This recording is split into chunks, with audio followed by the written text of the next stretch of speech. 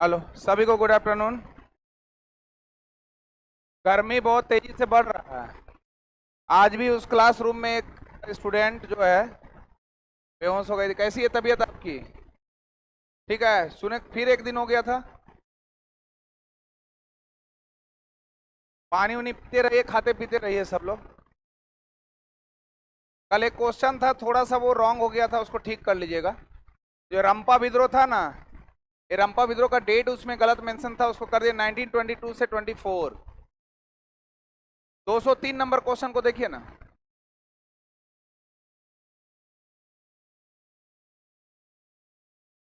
यही है, वो 1916 होगा। कितना लिखाया हुआ था? 2200 बीसी था। 2200 बीसी था।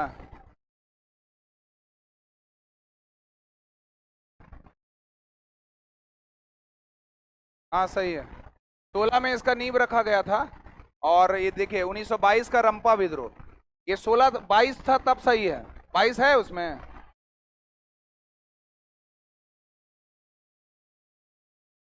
ये आगे नहीं बढ़ रहा है।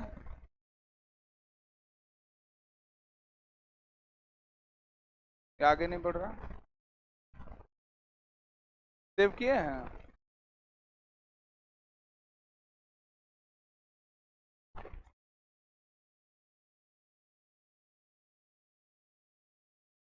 देखें। ठीक। एक पॉइंट लिख लीजिए आप लोग थोड़ा।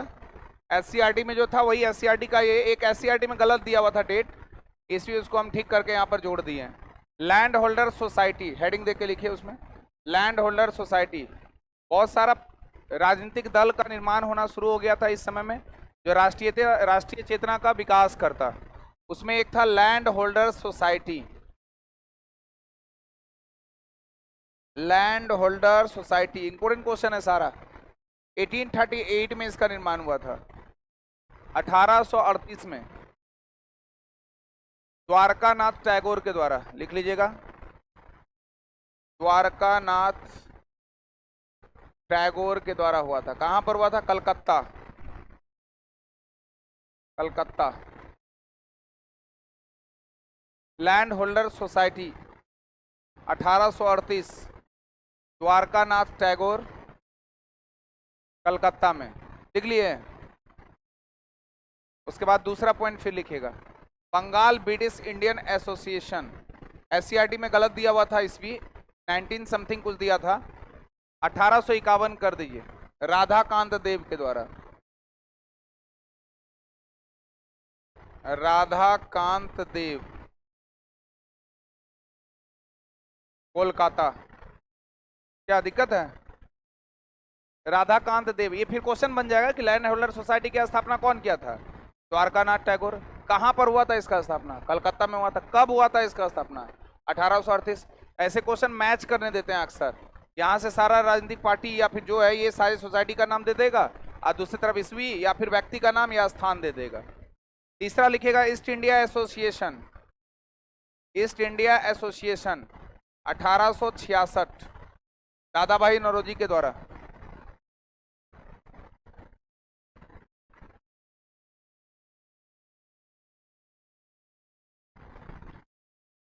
ये दादा भाई नौरोजी के द्वारा लंदन में हुआ था। ईस्ट इंडिया नाम ही है, east India. East India, British east India company कहाँ? अंग्रेज का ना। और उसका स्थापना हुआ था कब? 1600 में ना। ब्रिटिश ईस्ट इंडिया कंपनी का स्थापना कब हुआ था? 16 में। तो ईस्ट इंडिया कंपनी मतलब अंग्रेज हो गया। अंग्रेज मतलब लंदन, तो सीधा लंदन बोलेंगे। दादा भाई नौरोजी के द्वारा लंदन में हुआ था। Next, Indian association. Indian association 1876, Surendra Nath Banerjee.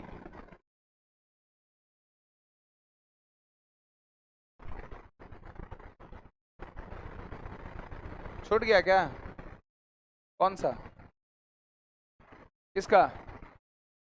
हाथ उठाइए ना, हाथ किधर है? किधर से बोल रहे हैं? हाथ हाथ उठाइएगा ना। कौन सा है? पहला? दूसरा Bengal British Indian association, Radhakant Dev. Radhakant Dev के द्वारा कोलकाता में। अच्छा ये नहीं लिखे, कलकत्ता या कोलकाता वही है, कलकत्ता। ईस्ट इंडिया एसोसिएशन दादा भाई नौरोजी के द्वारा, ईस्ट इंडिया याद रखिएगा, ईस्ट इंडिया जैसी लग गया लंदन, याद रखने के लिए। इंडियन एसोसिएशन सुरेंद्र नाथ बनर्जी के द्वारा 1800 क्या, पहले पूरा बोलने तो दीजिए। 1876 कोलकाता, कोलकाता। इसके साथ दो व्यक्ति और थे, इसमें जोड़ दीजिएगा। हाँ, सुरेंद्र नाथ बनर्जी के साथ दो व्यक्ति का नाम जोड़ दीजिएगा, आनंद मोहन बोस। मतलब दो व्यक्ति का नाम ले लिया, सुरेंद्र नाथ बनर्जी और आनंद मोहन बोस, आनंद मोहन बोस, आनंद मोहन बोस, सुरेंद्र नाथ बनर्जी और आनंद मोहन बोस। इसके बाद पूना सार्वजनिक सभा, नेक्स्ट पूना सार्वजनिक सभा, इसकी कोलकाता, मैक्सिमम का कोलकाता ही है। पूना सार्वजनिक सभा 1870, राधाकांत देव,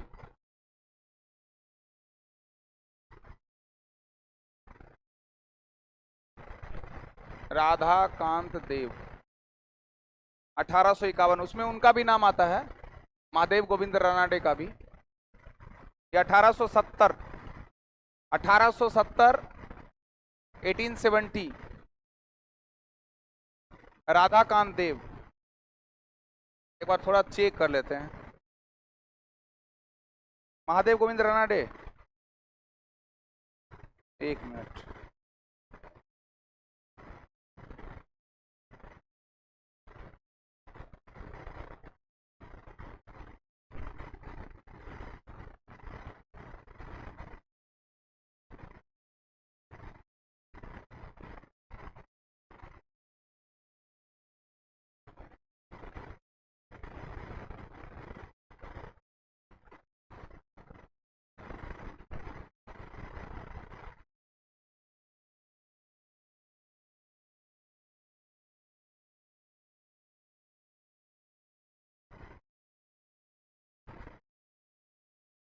गणेश वासुदेव जोशी, महादेव गोविंद रानाडे, दोनों का नाम दे रहा है ना।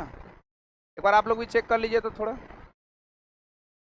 1867 ना है वो, 1867 पुणे सार्वजनिक सभा। हाँ, उसको रानाडे कर दीजिए। ईस्वी दे रहा है 1867 ना, कितना दे रहा है ईस्वी?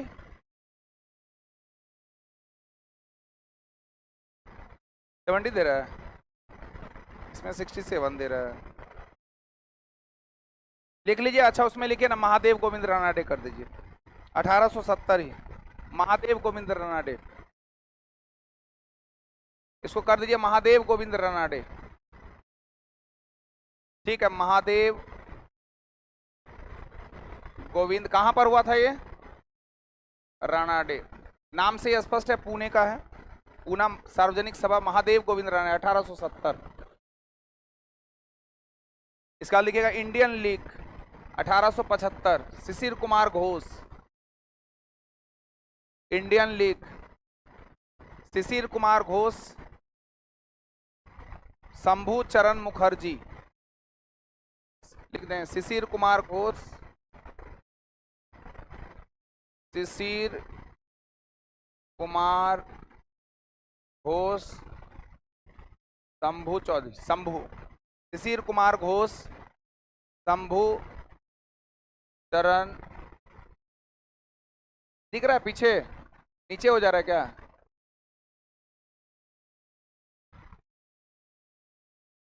मुखर्जी बोल दे रहे हैं हम, लिख लीजिए। इंडियन लीग का लिखिए शिशिर कुमार घोष, शंभू चरण मुखर्जी, 1875 में, 1875 कोलकाता में, कलकत्ता में हुआ था इसका स्थापना। इसके बाद मद्रास महाजन सभा, मद्रास महाजन सभा 1884, इसमें लिख लिया वीर रघुवाचार्य, वीर, यहां लिख दे रहे हैं वीर राघवाचारी, 3 नाम इसमें आ जाएगा। यहां तक लिख लिए ना आप लोग, नीचे तक लिख लिए। वी राघवाचारी, पी आनंद चार्लू, हाँ बोलिए। ये शंभू चरण मुखर्जी, शंभू चरण मुखर्जी, और एक थे सुब्रमण्यम। वीर राघवाचारी, पी आनंद चार्लू और सुब्रमण्यम, तीनों का नाम लिख लीजिए लास्ट वाले में। मद्रास महाजन सभा जो सबसे नीचे 1884 में, वीर राघवाचारी, पी आनंद चार्लू और बी सुब्रमण्यम, बी सुब्रमण्यम अय्यर, ये सब साउथ का नाम है। एक नाम दे दिए वी राघवाचारी, एक दे दिए पी आनंद चार्लू और एक लिए बी सुब्रमण्यम अय्यर। लिख लिए बी सुब्रमण्यम अय्यर। कब हुआ था मद्रास महाजन सभा का स्थापना? 1884 में। मद्रास महाजन सभा का स्थापना कहाँ हुआ था? कहाँ पर हुआ था? मद्रास में। लैंड होल्डर सोसाइटी का स्थापना कहाँ हुआ? Calcutta. Bengal British Indian Association, Calcutta. East India Association, London. Indian Association, Poona Sarvajanik Sabha, Indian league का स्थापना कोलकाता। मद्रास महाजन सभा मतलब कहां पर हुआ, इसका कोई दिक्कत है? यहाँ नहीं है। अब ये जो लैंड होल्डर सोसाइटी का स्थापना कब हुआ? 1800। लैंड होल्डर सोसाइटी का स्थापना कब हुआ? 1838। किसके द्वारा हुआ? द्वारकानाथ टागोर। किसको द्वारा हुआ? किसके द्वारा हुआ? तो लैंड होल्डर सोसाइटी की स्थापना कब हुई? 1800। कौन सा बोले? Land holder society. कब हुआ इसका? किसके द्वारा हुआ? द्वारकानाथ। द्वारकानाथ कहां पर हुआ? कहां पर हुआ? बंगाल ब्रिटिश इंडियन एसोसिएशन का स्थापना कहां हुआ? ये कब हुआ? 1851। किसके द्वारा हुआ? राधाकांत देव। राधाकांत। तो 1838 में किसका स्थापना हुआ था? लैंड होल्डर सोसाइटी का स्थापना कहां पर हुआ? कलकत्ता में लैंड होल्डर सोसाइटी की स्थापना 1838 में किसके द्वारा हुआ? किसके द्वारा? और बंगाल ब्रिटिश इंडियन एसोसिएशन की स्थापना कब हुई? कहां पर हुई? किसके द्वारा? Radhakant Dev. Bengal British Indian association, Radhakant Dev. कब हुआ इसका? 1851 में। ईस्ट इंडिया एसोसिएशन की स्थापना कहां पर? कहां पर हुआ? लंदन में। कौन किया? कब किया? 1866। तो लंदन में गए थे कौन? दादा भाई नौरोजी। तो दादा भाई नौरोजी का संबंध किससे? लंदन। 1800 कितना बोले? और 1851 में कौन? और 1838 में कौन? और 1851 में कौन? 1851 में, 1838 में लैंड होल्डर्स किसके द्वारा? और 1866 में, 1866 में कहां पर? किसके द्वारा? दादा भाई। अब इंडियन एसोसिएशन रहेगा तो सुरेंद्र नाथ बनर्जी और आनंद मोहन बोस। सुरेंद्र नाथ बनर्जी और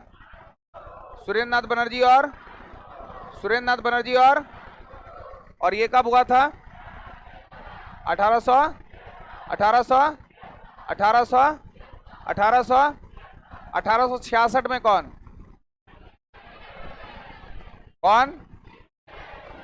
1838 में कौन? 1851 में कौन? 1851 में। और 1876 में कौन? Indian association. तो पहला जो हम लोग पढ़े थे उसका नाम क्या था? Land holders. दूसरा जो पढ़े थे वो क्या था? कौन था? और तीसरा जो पढ़े थे क्या था? और चौथा जो पढ़े क्या हुआ? ये आपका पहला, यह दूसरा, यह तीसरा, यह चौथा। पांचवा कहां पर? पूना सार्वजनिक सभा, महादेव गोविंद रानाडे किसके गुरु हैं ये? गोपाल कृष्ण गोपाल कृष्ण गोखले किसके गुरु हैं? महात्मा गांधी के। तो महात्मा गांधी के गुरु कौन कौन? महाराष्ट्र के थे महादेव गोविंद रानाडे, और पूना सार्वजनिक सभा की स्थापना की है कब? 1800। तो पहला पूछेगा लैंड होल्डर सोसाइटी का स्थापना कौन किया? बंगाल ब्रिटिश इंडियन एसोसिएशन का स्थापना कौन किया? Radhakant Deb. East India association का, इंडियन एसोसिएशन का सुरेंद्रनाथ बनर्जी और बोस, आनंद मोहन बोस। पूना सार्वजनिक सभा का महादेव गोविंद, इंडियन लीग का शिशिर कुमार घोष और शंभू चरण मुखर्जी। इसमें से इसका ज्यादा आता है, शिशिर कुमार घोष। तो शिशिर कुमार घोष और कौन? शंभू चरण मुखर्जी। क्या क्या नाम बोले? शिशिर कुमार घोष और शंभू चरण। कब हुआ था? 1875 में। मद्रास महाजनसभा का स्थापना 1884 में कौन किया था? वी राघवाचारी। और कौन? पी आनंद चार्लू। और कौन? बी सुब्रमण्यम अय्यर। बी सुब्रमण्यम अय्यर। याद हो गया? कितने लोगों को याद हुआ? थोड़ा बहुत? अच्छा, दिमाग पे थोड़ा जोर जारी है। और बिना देखे बोलिएगा। अभी बोल रहे हैं बिना देखे, फिर भी देखिएगा सब, हमको पता है। बिना देखे बताइए, सबसे नीचे क्या लिखा हुआ था? मद्रास। अच्छा, सबसे ऊपर क्या लिखा हुआ था? क्या लिखा हुआ था? अच्छा, जो सबसे नीचे मद्रास लिखा हुआ था उसका ईस्वी क्या था? कितना था? और जो सबसे ऊपर लिखा था क्या था? क्या तो है ही आप लोग को। जो सबसे ऊपर लिखा हुआ था वो लैंड होल्डर्स था, और लैंड होल्डर सोसाइटी की स्थापना 1838 में हो गई थी। उसके स्थापना कौन किया था? कौन किया था? और जो सबसे लास्ट में लिखा हुआ था क्या? और उसकी स्थापना हुई थी कब? किसके द्वारा? 3 नाम है। एक है आपका वीर राघवाचारी, पी आनंद चार्लू और सुब्रमण्यम अय्यर। क्लियर है? अब एक बार फाइनल इसको करके आगे बढ़ेंगे, और ध्यान, थोड़ा सा ध्यान लगेगा, आंसर आपके पास आ जाएगा। लैंड होल्डर सोसाइटी का स्थापना कौन किया था? सबसे पहले नाम Dwarkanath Tagore.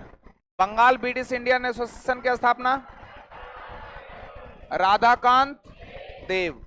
East India Association की स्थापना दादा भाई नौरोजी। ये बंगाल ब्रिटिश याद रहेगा ना?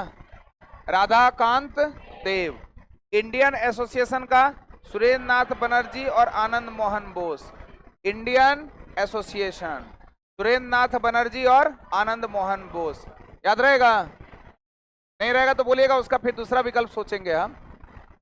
पूना सार्वजनिक सभा का तो एकदम याद रहेगा, महादेव गोविंद रानाडे। इंडियन लीग का कौन? शिशिर कुमार घोष और शंभू चरण मुखर्जी। शंभू चरण मुखर्जी। और मद्रास महाजनसभा का कौन? 3, वीर राघवाचारी, चार्लू और कौन? अय्यर, सुब्रमण्यम अय्यर। यही था ना?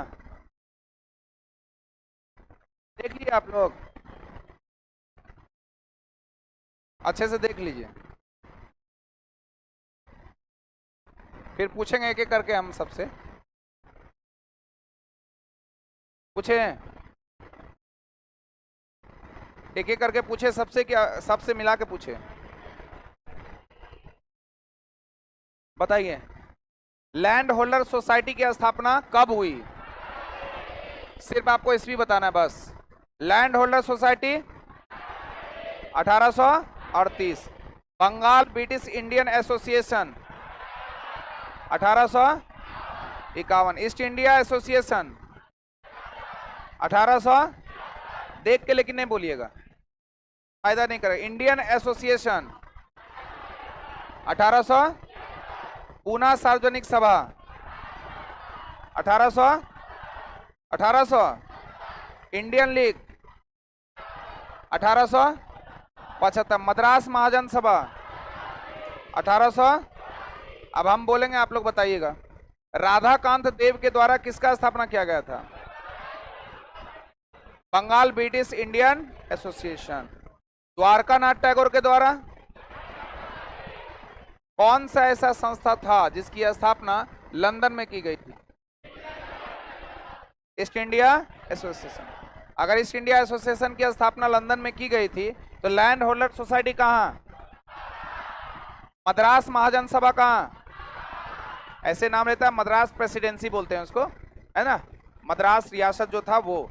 इंडियन लीग कहाँ? पूना सार्वजनिक सभा कहाँ? इंडियन एसोसिएशन कहाँ? ईस्ट इंडिया एसोसिएशन कहाँ? लंदन। और बंगाल ब्रिटिश इंडियन एसोसिएशन कहाँ? और लैंड होल्डर सोसाइटी कहाँ?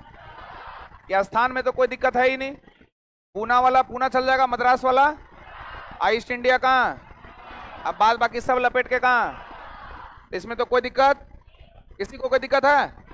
ईस्वी में याद रखना है, 1838 किसी का था 1851 किसी का था, हाँ, बंगाल ब्रिटिश इंडियन एसोसिएशन।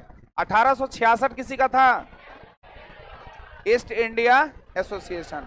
1876 किसी का था, इंडियन एसोसिएशन। 1870 किसी का था, पूना सार्वजनिक सभा। 1875 किसी का था, इंडियन लीग। और मद्रास महाजन सभा का 1800 लास्ट में ना। अब एकदम ध्यान से सुनिएगा और फिर आंसर बोलिएगा। हम नाम बोलेंगे व्यक्ति का, आपको बताना है कौन से समिति से वो जुड़ा हुआ है ना, कौन से टीम से जुड़ा हुआ है। वीर राघवाचारी, उल्टा पुल्टा हम पूछ सकते हैं ना। दादा भाई नौरोजी, पी आनंद चार्लू। बोर्ड पे हम किधर लिखे थे, कितना नाम लिखे थे उधर? 3 नाम लिखे थे, उसमें चार्लू था, अय्यर था, याद तो है ही आप लोग को। राघवाचारी किसका था?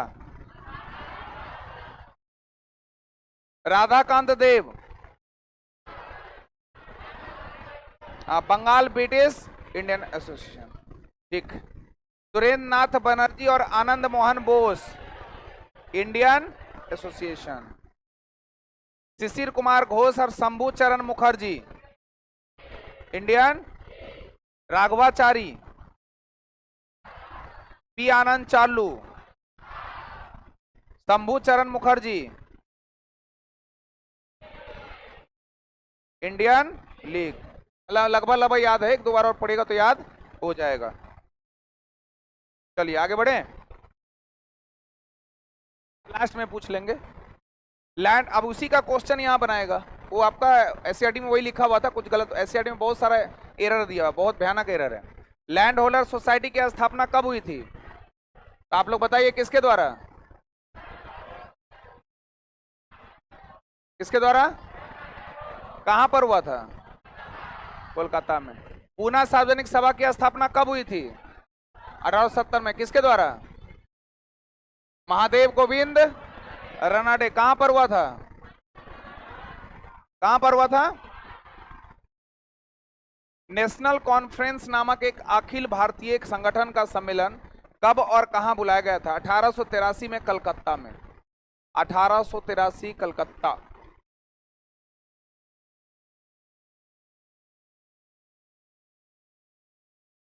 देखिए इसका उद्देश्य, ये जो संगठन बनाया था इसका उद्देश्य क्या था? एम, पर्पस, उद्देश्य, बिखरे राष्ट्रवादी शक्तियों को एकजुट करना।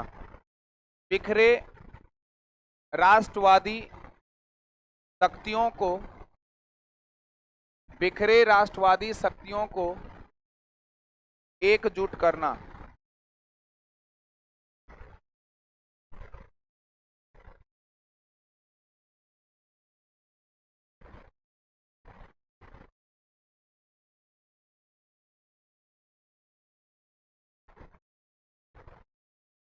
ऑनलाइन वाले लोग आपस में बात मत किया कीजिए आप लोग।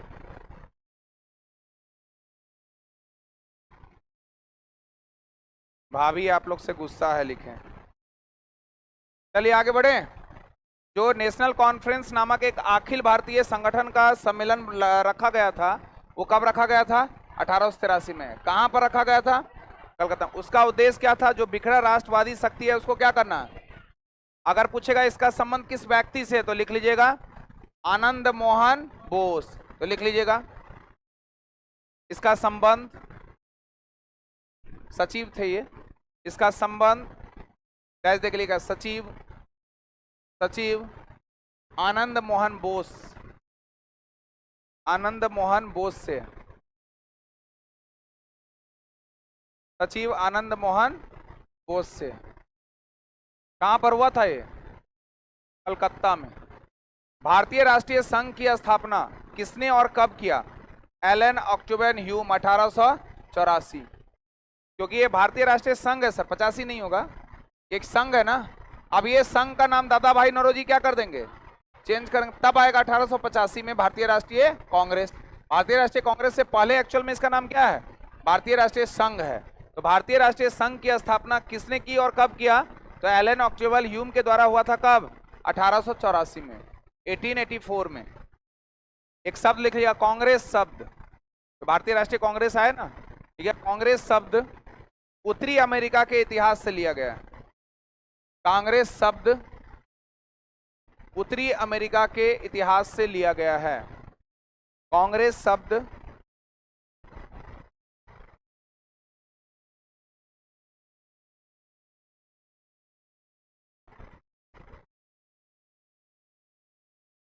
कांग्रेस शब्द, उधर कोई दिख रहा है क्या? नहीं, ठीक। कांग्रेस शब्द उत्तरी अमेरिका के इतिहास से लिया गया है, ठीक है। इसका अर्थ होता है लोगों का समूह। इसका अर्थ होता है लोगों का समूह। कांग्रेस का मतलब होता है लोगों का समूह। इसका अर्थ होता है लोगों का समूह, ठीक है। इसका अर्थ होता है लोगों का समूह। किसका अर्थ? और ये शब्द कहां से लिया गया? उत्तरी अमेरिका। तो पहले ये भारतीय राष्ट्रीय संघ था, दादा भाई नौरोजी के द्वारा इसका नाम क्या कर दिया गया? चेंज कर दिया। तो पूछेगा किसके द्वारा चेंज किया गया? दादा भाई नौरोजी का। अब ये भारतीय राष्ट्रीय, वो सुझाव दिए थे, तो भारतीय राष्ट्रीय संघ अब बन गया क्या? भारतीय राष्ट्रीय कांग्रेस। आगे बढ़े, तो कांग्रेस शब्द कहां से लिया गया? उत्तरी अमेरिका से। कांग्रेस का अर्थ क्या होता है? कांग्रेस का अर्थ, अगला देखिए, भारतीय राष्ट्रीय कांग्रेस का फटाफट हम लोग थोड़ा सा रिवीजन कर लेते हैं। भारतीय राष्ट्रीय कांग्रेस की स्थापना 28 दिसंबर 1800 एलन ऑक्टोवन ह्यूम के द्वारा था। ये आपका WC बनर्जी, उमेश चंद्र बनर्जी।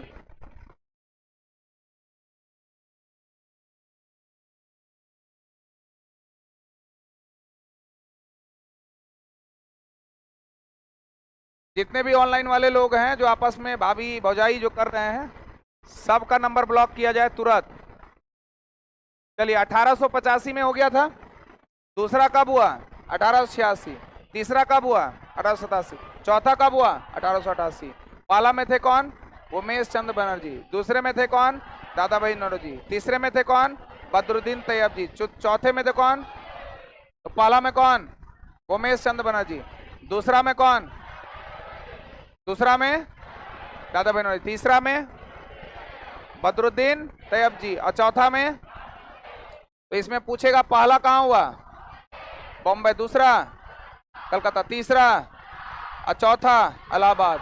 ये चार कम से कम आपके दिमाग में एकदम बैठा रहना चाहिए। पहला उमेश चंद्र बनर्जी।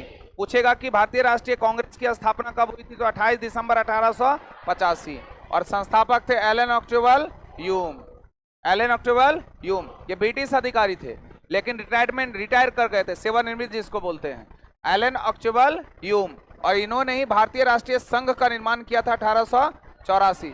तो जब भी संघ रहेगा तो 1884, कांग्रेस भारतीय राष्ट्रीय कांग्रेस बन जाएगा तो 1885। और कांग्रेस शब्द लिया गया कहां से?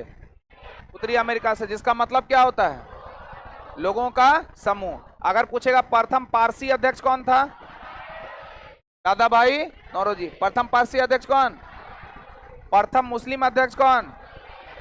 बदरुद्दीन तैयब जी। प्रथम अंग्रेज अध्यक्ष कौन?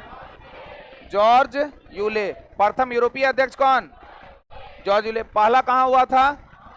बम्बई के बाद, कलकत्ता के बाद, मद्रास के बाद। तो आप लोग दिमाग पे जोर डालिएगा, पहला क्या बोले? उसके बाद कलकत्ता के बाद, इलाहाबाद के बाद, सॉरी लास्ट में इलाहाबाद। मद्रास के बाद कौन है? इलाहाबाद। जोड़ डाले आप लोग? आप फिर से जोड़ डालिए। अब सोचिएगा कि जो मद्रास वाला था जिसमें बदरुद्दीन तैयब जी थे, याद आ रहा है? हम गलत भी बोल सकते, बोलिएगा नहीं नहीं थे। मद्रास वाले में बदरुद्दीन तैयब जी थे, सही है। ये कितना नंबर पे था? कंफर्म? तो अगर पूछेगा कि भारतीय राष्ट्रीय कांग्रेस का स्थापना कब हुआ, अगर पूछेगा कि भारतीय राष्ट्रीय संघ का स्थापना कब हुआ, तो भारतीय राष्ट्रीय संघ का संस्थापक कौन थे? एओयूम। और भारतीय राष्ट्रीय कांग्रेस का? एओयूम। महासचिव भी वही है, सचिव भी देगा तो मार दीजिएगा। अगर पूछेगा कि भारतीय राष्ट्रीय संघ का नाम परिवर्तित करने का सुझाव कौन दिया, कौन सा ऐसा अधिवेशन था जिसकी अध्यक्षता दादा भाई नौरोजी किए थे? दूसरा वाला में, कोलकाता। कोलकाता। तो जॉर्ज यूले वाला कौन था? जॉर्ज यूले वाला? जॉर्ज यूले वाला पक्का? तो बताइए भारतीय राष्ट्रीय कांग्रेस का प्रथम मुस्लिम अध्यक्ष कौन? बदरुद्दीन तैयब जी। भारतीय राष्ट्रीय कांग्रेस का प्रथम अंग्रेज अध्यक्ष कौन? George Yule. भारतीय राष्ट्रीय कांग्रेस का सबसे पहला यूरोपीय अध्यक्ष कौन? भारतीय राष्ट्रीय कांग्रेस का पहला पारसी अध्यक्ष कौन? और जो दादा भाई नौरोजी है वो 3 बार किए हैं अधिवेशन का अध्यक्ष। कितना कितना बार? तो 2 आदमी हैं जो 3 बार किए हैं, जवाहरलाल नेहरू और दादा भाई नौरोजी। जवाहरलाल नेहरू और दादा भाई। पहले वाले में कितने लोग भाग लिए थे? 72। कितने प्रतिनिधि? अब 72 में सबसे ज्यादा कहां से? बंबई से। कहां पर? बंबई। इसके बाद देखिए दादा भाई नौरोजी का था 1893। दादा भाई नौरोजी का था 1893। कहां पर हुआ था? लाहौर में हुआ था। फिर एक दादा भाई नौरोजी का कब? 1906। कहां पर हुआ था? कलकत्ता। कितना बार किए? तो पूछेगा सबसे अधिक बार अधिवेशन की अध्यक्षता करने वाले कितने लोग? 2 लोग। कौन कौन? दादा भाई नौरोजी और जवाहरलाल नेहरू। कितना कितना बार किए थे? 3 बार। कौन कौन? 1896 में हो गया रहीमतुल्ला एम सयानी। कहां पर? कलकत्ता। और इसमें सबसे पहली बार हमारा राष्ट्रीय गीत गाया गया था जिसका नाम था वंदे मातरम। तो किस अधिवेशन में था? 1896 का। रहीमतुल्ला एम सयानी। क्या नाम बोले? कौन सा अधिवेशन था? और वंदे मातरम गाया गया था ना। और ये वंदे मातरम के लेखक जो है, गीत के लेखक कौन है? बंकिम चंद्र, जिसका संबंध किस विद्रोह से है? सन्यासी विद्रोह से ना। कौन सा पुस्तक से लिया गया? आनंद मठ, यही ना है। तो अगर आपसे पूछेगा कि 1905 में चूंकि बंगाल विभाजन हुआ था, गोपाल कृष्ण गोखले। कहां पर? तो बनारस वाले अधिवेशन की अध्यक्षता कौन किए थे?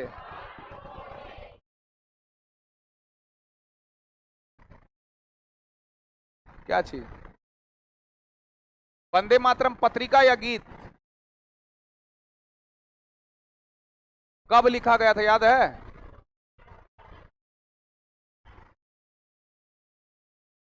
एक बार सर्च करिए ना, इतना याद थोड़े रहता है। इसवी गूगल है, लिखिए किताब कब लिखा गया था, आ जाएगा उसमें। हम्म? 1896 में कौन सा हुआ था?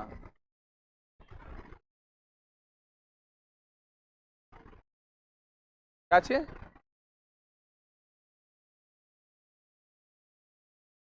नहीं समझ रहे हम आपकी बात। राष्ट्रीय गीत 94 में। ये तो वंदे मातरम जो है 96 में हुआ था। नहीं 96 में। क्या आया? ईस्वी आया? 1905 आ रहा है ना। ना कुछ और देख रहे होंगे आप लोग।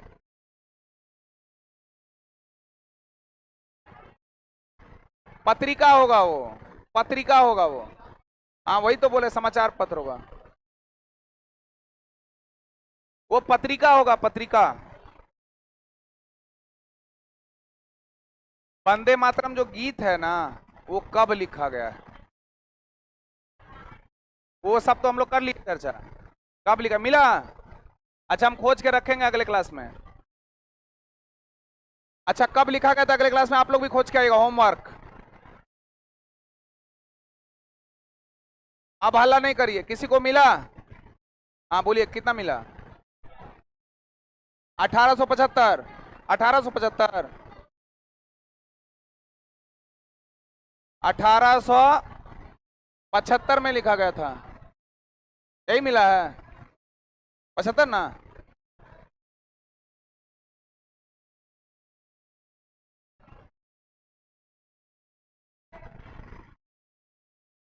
पचहत्तर, ठीक है 75, ठीक। ठीक है, आप लोग भी ये सब देखिए, फैक्चुअल चीज है ना, एक बार मारिएगा आपके पास आ जाएगा सर्च। वो राष्ट्रीय गीत है कि पुस्तक पत्रिका आप लोग देख रहे हैं? देखिए 75 वाला कहाँ कहाँ मिला।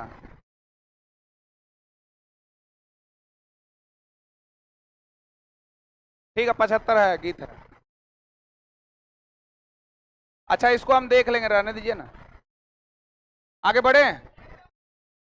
रहमतुल्लाह एम सयानी के द्वारा कहां पर? कलकत्ता में पहली बार हमारा राष्ट्रीय गीत गाया गया था, जिसका नाम था वंदे। किस अधिवेशन में? 1896। फिर आया 1905 में गोपाल कृष्ण गोखले। कहां पर हुआ था? बनारस। बनारस और वाराणसी दोनों एक है कि अलग? अलग है। अभी के डेट में अलग है दोनों। बनारस एक अलग स्टेशन है और वाराणसी एक अलग स्टेशन है। पहले हमको भी लगता था एक ही है, लेकिन एक बार हम लोग गए थे वाराणसी घूमने के लिए, उसके बाद हम लोग जहाँ ठहरे वो था बनारस, और जहाँ जिस होटल में ठहरे थे उसके बगल में गए घूमने के लिए रात को, कैसा है देखते हैं वाराणसी। तो वाराणसी नहीं पहुंच गए हम लोग, कहाँ? बनारस। तो फिर एंट्री गेट में भी देखे और पीछे से भी देखे, तो दोनों में कहीं वाराणसी का झलक नहीं दिखा।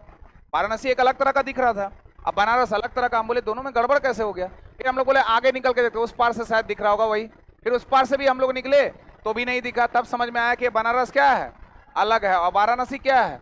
अलग है। वरुणा और अस्सी दो नदियों से मिलकर बना है कौन? वाराणसी। तो 1905 में गोपाल कृष्ण गोखले के द्वारा कहां पर हुआ? बनारस में। 1906 में कौन? दादा भाई नौरोजी। कहां पर हुआ? कलकत्ता में। तो क्या कभी गोपाल कृष्ण गोखले अध्यक्षता किए हैं? कौन सा अधिवेशन में? कौन सा? पहली बार जो हमारा राष्ट्रीय गीत गाया गया था किसके, मतलब कौन से अधिवेशन में? 1896। किसके द्वारा? मतलब अध्यक्षता कौन किए थे? बहुत सयाना थे इसलिए सयानी से याद रखेगा, ठीक है। 1907 में था रासबिहारी घोष। रासबिहारी घोष कहां पर हुआ था? कहां पर हुआ था? और ये पार्टी को लेकर अलगाववाद हो गया था कि भाई मेरा अधिकारी बनेगा और मेरा अधिकारी बनेगा, दोनों के बीच क्या हो गया था? फूट पड़ गया था। तो गरम दल और नरम दल, कौन सा अधिवेशन? आपसे अगर पूछेगा कि कांग्रेस का दूसरी बार विभाजन कब हुआ था? 1918। कांग्रेस का दूसरी बार विभाजन, ये क्वेश्चन फंसाएगा। अगर पूछेगा कांग्रेस का पहली बार विभाजन कब हुआ था? 1907। अभी दूसरा वाला फिर आएगा तो पढ़ाएंगे। तो 1907 में पहला विभाजन हुआ था, गरम दल और किसमें? नरम दल। और ये दोनों आके मिल गया था 1900। कौन सा अधिवेशन? लखनऊ अधिवेशन की अध्यक्षता कौन किए थे? अंबिका चरण। अंबिका चरण। तो सूरत अधिवेशन कब हुआ? लखनऊ अधिवेशन कब हुआ? रासबिहारी घोष किसमें थे? और अंबिका चरण मजूमदार। गरम दल नरम दल आके मिल गया किसमें? और दोनों अलग हुआ था किसमें? अब दूसरी बार कांग्रेस का अलग हुआ कब? 1900 आएगा वो अभी। फिर मदन मोहन मालवीय, बहुत बड़े वकील थे, कौन? मदन मोहन मालवीय। इसका अधिवेशन का अध्यक्षता हुआ कहां? कहां पर? और इसी के समय में आया था मार्ले मिंटो सुधार अधिनियम, पढ़े ना? मार्ले भारत के सचिव थे और मिंटो वहां के वायसराय, उससे बना मार्ले मिंटो सुधार अधिनियम। पृथक निर्वाचन की बात की गई, मतलब मुसलमानों के लिए एक अलग से चुनाव की व्यवस्था।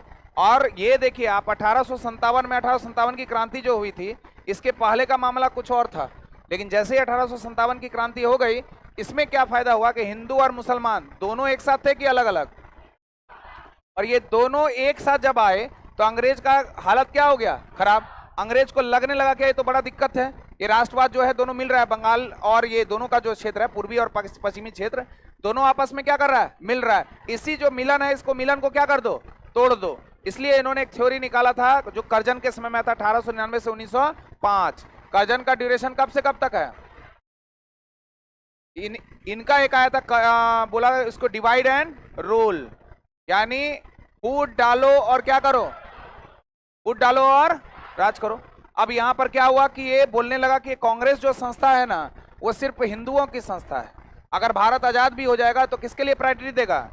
हिंदू के लिए। तो यहां पर समस्या आ गया किसको?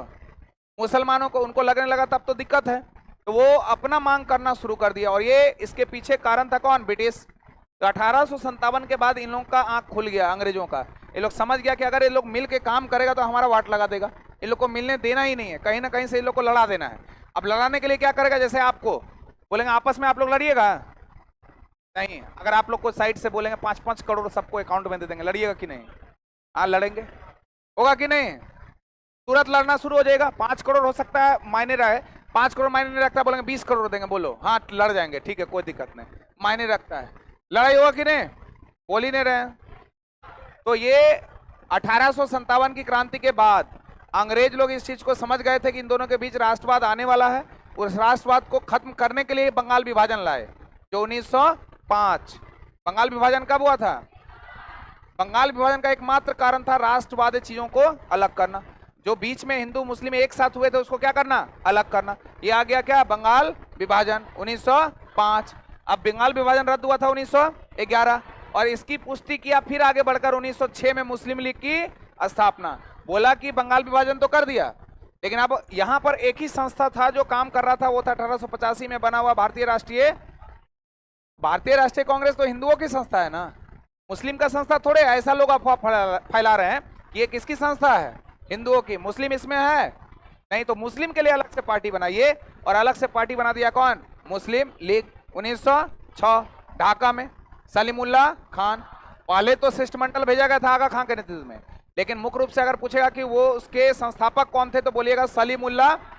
ऐसे नॉर्मल बोलता है आगा खान और सलीमुल्लाह खान के द्वारा ढाका में इसकी स्थापना कर दी गई। लेकिन अगर एक पूछेगा तो मारना है सलीम उल्लाह खान, एक्चुअल में वही थे उसके संस्थापक। शिष्टमंडल भेजने का काम किया था कौन? आगा खान। अब ये मुस्लिम लीग बन गया। अब किसका डिमांड करेगा? ये मुस्लिम का। यानी ये बांट दिया कि हिंदुओं की संस्था कौन? भारतीय राष्ट्रीय कांग्रेस। अब मुस्लिमों की संस्था कौन? उसमें और थोड़ा सा घी में क्या छिड़कता है? अच्छा, आग में घी छिड़कता है। थोड़ा आग में और घी छिड़क दिया। क्या छिड़क दिया? 1905 बंगाल विभाजन, 1906 मुस्लिम लीग, 1909 में ले आया मार्ले मिंटो सुधारनिया। बोला मुस्लिमों के लिए अलग से चुनाव करवाएंगे, घबराओ मत। तब मुस्लिम भाई लोग को क्या कर रहा है? अलग से सेपरेट जैसे ही देगा, जाहिर सा बात है हिंदू और मुस्लिम में क्या होने लगेगा? खाई होने लगा। और ये सारा खाई को फिर तोड़ने का प्रयास किया 1911 में। बोला बंगाल विभाजन रद्द। समझ गया कि यहाँ जो है सांप्रदायिक हिंसा काफी स्पीड पकड़ने वाला है, अब उसमें फंसेगा अंग्रेज भी। इसलिए जो पहले राजधानी होती थी कौन सा जगह? कलकत्ता। अब कलकत्ता से सोचा कहाँ ले जाएंगे? दिल्ली। इसीलिए घोषणा किया कब? 1911 में। कर दिया कब? 1912 में। तो पहले राजधानी कहाँ था?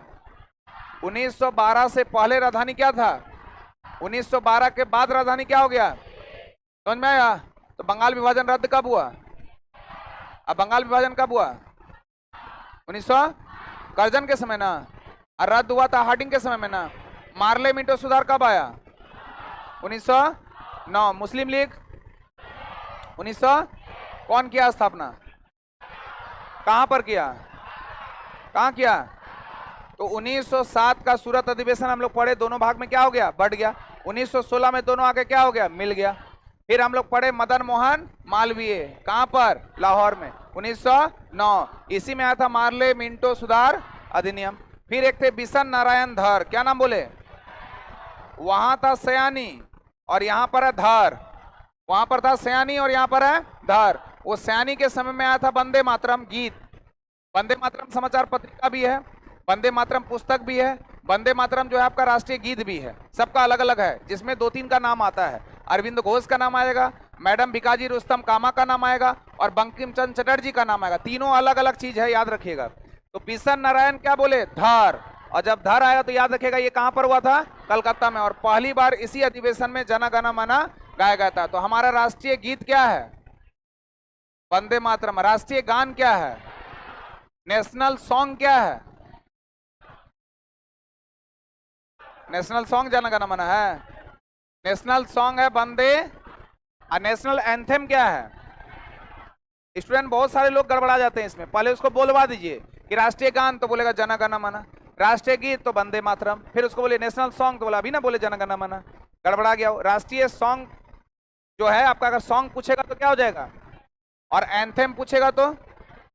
और ये रविन्द्रनाथ टैगोर के द्वारा लिखा गया, कौन से पुस्तक से? गीतांजलि। कौन सा पुस्तक? और उनके लिए उनको मिला 1913 में क्या? साहित्य के क्षेत्र में नोबेल पुरस्कार। किसको? रविन्द्रनाथ। तो जन गण मन कौन लिखा? अमार सोनार बांग्ला कौन लिखा? बांग्लार माटी बांग्लार जौल कौन लिखा? रविन्द्रनाथ टैगोर। तो बिशन नारायण धर, धड़ पकड़ याद रखेगा, है ना। और ये आया जन गण मन, कलकत्ता अधिवेशन। वो जो 1896 का हुआ था वो कहां? वो भी कहां? कलकत्ता। उसमें वंदे मातरम, सयानी था वो, सयानी कौन था? और यहां कौन है? कौन है? धर। इसके बाद आएगा आपका माधोलकर जी। कौन आएंगे? माधोलकर जी ना। एक हुआ था 1912, एक था 1922। 12 वाला कहां? बांकीपुर। 12 वाला बांकीपुर या पटना देगा। और 22 वाला, 22 वाला तो जो बाकी पर हुआ था माधोलकर, माधोलकर ना। और इसमें चितरंजन, चितरंजन। अच्छा एक बात बताइए, चितरंजन दास जो है उनको दीन बंधु बोलते हैं कि देश बंधु?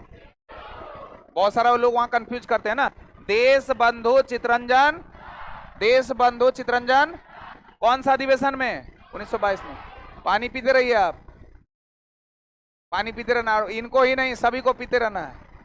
इससे आप लोग को मोटिवेशन लेना है, और ज्यादा बोलना नहीं है, एकदम कम बोलना है आपको, खासकर समझे, एकदम कम बोलना है। ये नहीं कि पूरा एकदम आज निकाल देते हैं पूरा एनर्जी, नहीं। अब पानी सब लोग पीते रहिए। पी रहे हैं पानी? थोड़ा सा भी कटौती मत कीजिएगा, तुरंत उठिएगा, पानी पी के फिर बैठ जाइएगा। लड़का लोग ही मत सोचिएगा कि सिर्फ लड़की लोग गिरती है, लड़का लोग भी गिरता है। 3-4 गिर गया था नीचे वहां क्लास में। बांकीपुर में कब हुआ था? 1900 पक्का। और गया में 1900। चितरंजन दास किस में? माधोलकर किस में? रास बिहारी घोष किस में? 1907 का सूरत, सूरत ना। अंबिका चरण मजूमदार किस में? बदरुद्दीन तैयब जी का नाम सुने हैं? तो भारतीय राष्ट्रीय संघ की स्थापना कब हुई थी? 1800। अब भारतीय राष्ट्रीय कांग्रेस का नाम बदलने का सुझाव कौन दिया? संस्थापक का नाम क्या था? बम्बई के गोकुलदास तेजपाल संस्कृत विद्यालय में उसका स्थापना हुआ था, वही ना हुआ था। कुल कितने प्रतिनिधि भाग लिए थे? फिरोज शाह मेहता बगैर दादा भाई नौरोजी उसमें थे। प्रथम पारसी अध्यक्ष कौन? सबसे अधिक बार अधिवेशन की अध्यक्षता करने वाले कौन? कितना कितना बार? कितना कितना बार? तो बताइए। धर, बिशन नारायण धर सुने ना। धर का अधिवेशन कहां हुआ था और उसमें क्या हुआ था? कलकत्ता में ना। जन गण मन। और 1896 का सयानी, उसके समय में क्या हुआ था? क्या हुआ था? क्लियर है? पक्का? तो जल्दी से बताइए। तो लैंड होल्डर सोसाइटी कब बना? अब मद्रास महाजन सभा याद है? लंदन में कौन बनाया था? कौन बनाया था? दादा भाई नौरोजी। प्रथम कांग्रेस के अध्यक्ष कौन थे?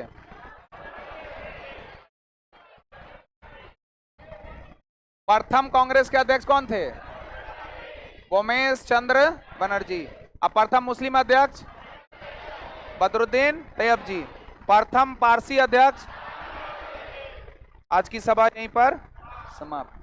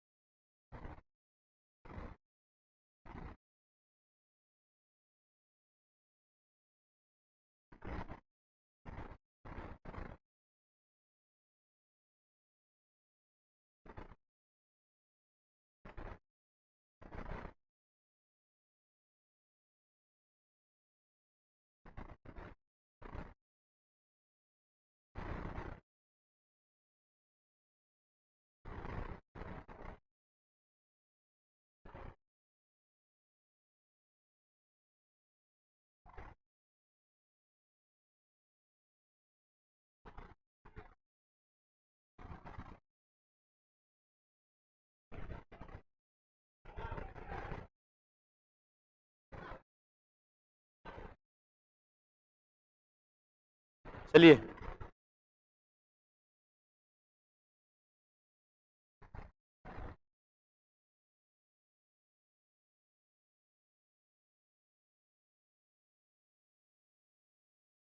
आपको सही है ना?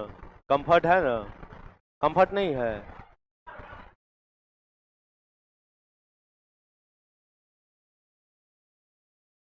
उस पे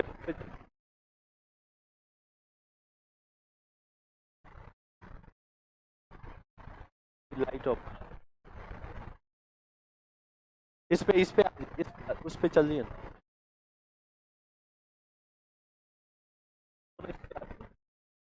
आप दोनों इस पे आइए।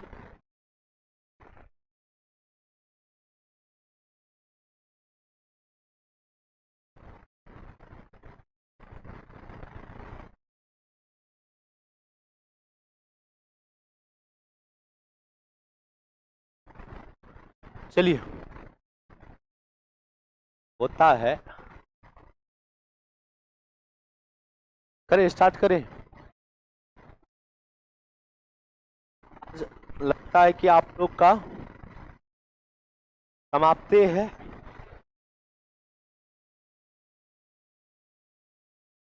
ऑनलाइन वाले एक बार बता देना, चला सब कुछ क्लियर है? 5 दबा।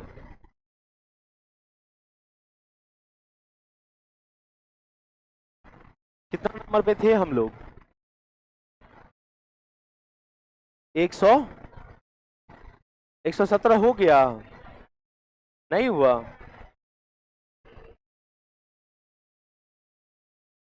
चलिए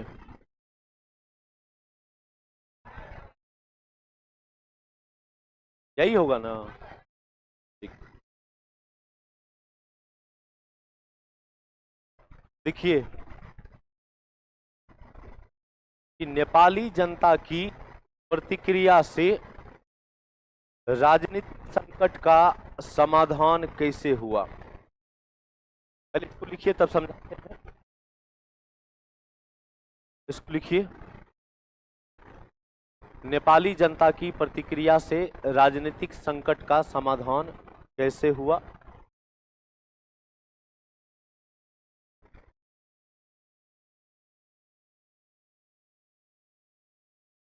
लिखे, देखिए। अच्छा, जब नेपाल का हम स्टोरी बता रहे थे तो नेपाल के स्टोरी में एक वीरेंद्र नाम के राजा के बारे में बताए थे। उसके बाद ज्ञानेंद्र नाम का राजा बना था, जो अंतिम राजा कह सकते हैं आप। 2008 ना, 2008। और हम बोले थे कि नेपाल में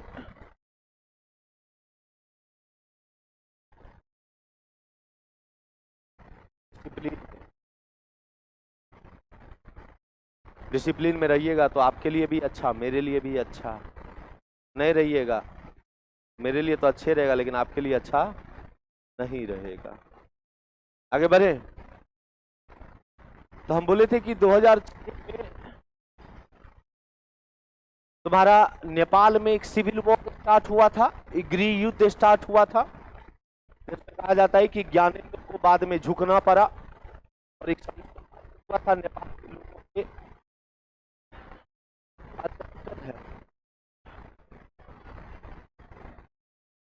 हेलो हेलो हेलो हेलो।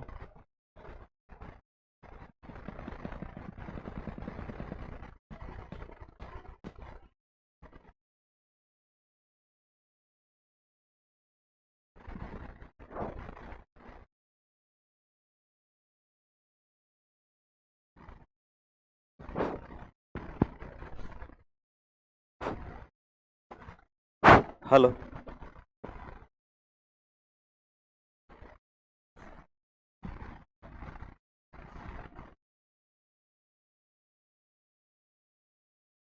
अब आवाज है? अब क्या हो रहा है? Hello hello. सही है ना? चलिए थोड़ा कम कर दो। ठीक। तो हम बोले थे कि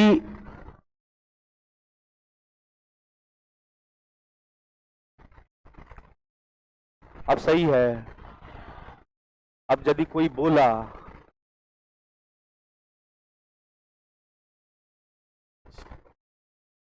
अब हमारा सीधे आंखबा पे हो, अच्छा रहने दो रहने। अब देखिए, तो 2006 में हम बोले थे कि नेपाल में एक गृह युद्ध हुआ था। इस गृह युद्ध के बाद जो है तुम्हारा ज्ञानेंद्र को एक समझौता करना पड़ा और 2008 में गद्दी पर से भी उतरना पड़ा। तो जो वहां पे लड़ाई लड़ी गई थी, तो वहां पे लड़ाई लड़ने का जो मेन वजह था वो क्या था? शासन व्यवस्था को स्थापना करना, लोकतांत्रिक रूप से नेपाल को चलाना तुम्हारा, और उसकी शुरुआत भी हुई। लेकिन आपसे पूछेगा कि नेपाल ने अपना संविधान लागू कब से किया, तो क्या बोलिएगा? 2015 से। कब से किया तुम्हारा? 2015 से। क्लियर है? किस देश की लोकतंत्र की शाख की दुनिया में सबसे बड़ी है? किसका हो सकता है? भारत का हो सकता है।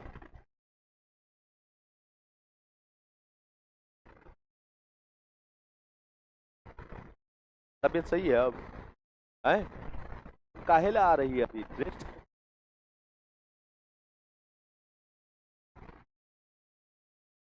अरे कल वो गड़बड़ा गई थी।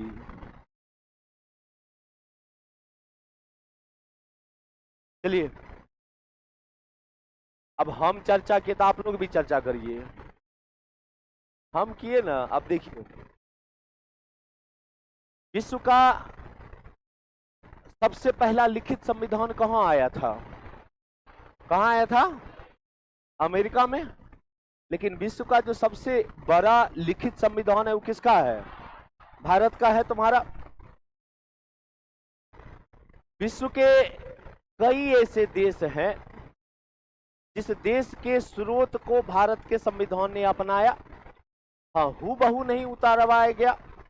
बोलिएगा कि हूबहू उतार लिया गया, कॉपी किया गया है, तो ऐसा तो नहीं है। लेकिन विचार को हम लोगों ने दूसरे देश के संविधान से लिया, चाहे वो अमेरिका हो, चाहे वो ब्रिटेन हो, चाहे वो आयरलैंड हो, चाहे अफ्रीका हो, चाहे जापान हो, बहुत सारे देशों को लिया। अब उस विचार से विश्व का सबसे बड़ा संविधान हम लोगों ने बनाया है।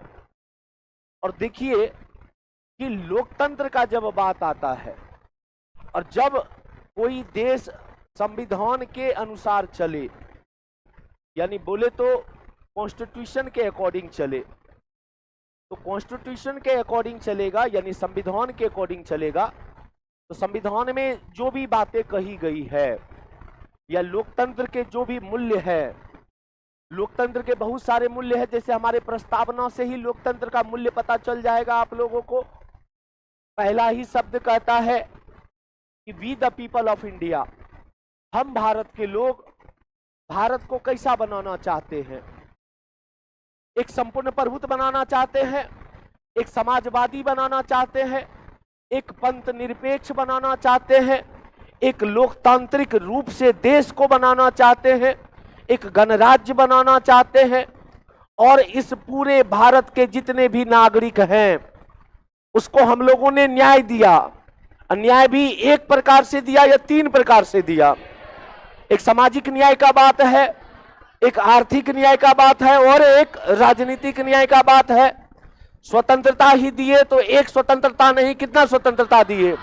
समानता ही दिए तो कितना समानता दिए। भाईचारा का बात करते हैं हम लोग, अखंडता का बात करते हैं।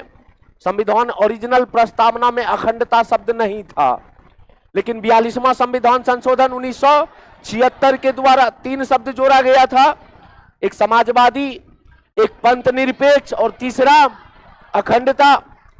तो जितना एक लोकतांत्रिक देश का मूल्य होना चाहिए, और हम लोगों ने अपने नागरिकों को अधिकार के साथ साथ जो राज्य है, राज्य जो है वो अनुच्छेद 12 में बताया गया है, अनुच्छेद 36 में बताया गया है। अनुच्छेद 12 में राज्य का परिभाषा है, और अनुच्छेद 12 में जो राज्य का परिभाषा है वो कितने प्रकार से है? 4 प्रकार से है। और अनुच्छेद 12 में जो 4 प्रकार से राज्य को बताया गया है, वो पहला कौन सा सरकार है? संघ सरकार है। दूसरा कौन सा? राज्य सरकार है। तीसरा कौन सा? स्थानीय सरकार है, और चौथा वैसी संस्था जो किसके अंतर्गत, सरकार के अंतर्गत हो। और देखिए, हमने राज्य को कर्तव्य दिया और अपने नागरिकों को अधिकार दिया। संविधान कहता है कि भारत के जितने भी नागरिक हैं उसको अधिकार मिला है, और उस अधिकार को देने का काम ये राज्य करेगा। क्योंकि अनुच्छेद 13 जब पढ़ते हैं तो अनुच्छेद 13 यह कहेगा कि राज्य कोई भी ऐसा कानून नहीं बनाएगा जिससे आपके मौलिक अधिकार का हनन हो। तो मतलब राज्य, मतलब ये चारों राज्य, ये चारों कोई ऐसा कानून नहीं बनाएगा जिससे आपके मौलिक अधिकार का हनन होगा। मतलब एक तरफ राज्य को अपना कर्तव्य बता रहे हैं और एक तरफ हम लोग अपना अधिकार को मांग रहे हैं। और लोकतांत्रिक रूप से, चाहे वो प्रत्यक्ष लोकतंत्र हो चाहे वो अप्रत्यक्ष लोकतंत्र हो, भारत में यदि आपसे पूछेगा कि प्रत्यक्ष लोकतंत्र है या अप्रत्यक्ष लोकतंत्र है, अप्रत्यक्ष लोकतंत्र है, क्योंकि जो देश का हेड होता है उसका चुनाव कैसा होता है वो देखा जाता है। और हमारे देश का हेड कौन है? राष्ट्रपति। और राष्ट्रपति के चुनाव में आप वोट देने जाते हैं क्या? आप तो नहीं जाने देते हैं। तो मतलब ये प्रत्यक्ष लोकतंत्र हुआ या अप्रत्यक्ष लोकतंत्र हुआ? अप्रत्यक्ष लोकतंत्र हुआ। माइक से नहीं है, अब सही है, अब सही है, आवाज जा रही है, नहीं जा रही? हेलो हेलो हेलो हेलो,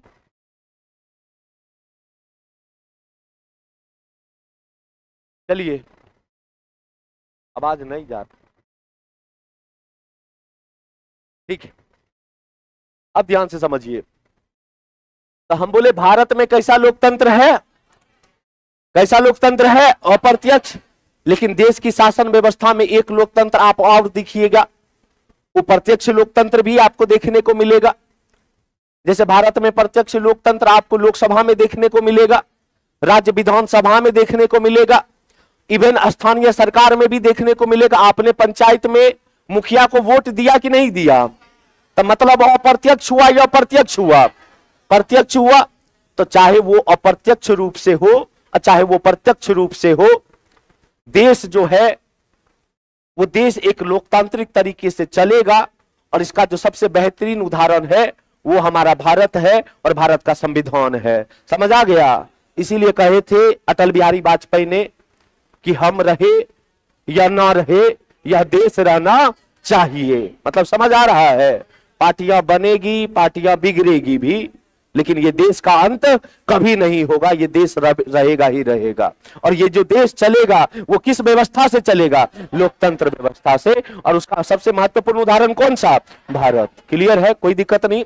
आगे देखिए, भारत में किस वर्ष लोकतंत्र को प्रसारित किया गया था? मतलब लागू किया गया। कब लागू किया गया था? 26 जनवरी 1950। लागू कब किया गया था? 26 जनवरी 1950 को।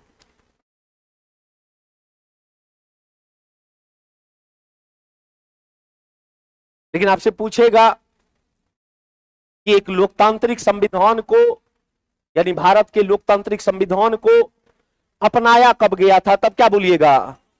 26 नवंबर 1949।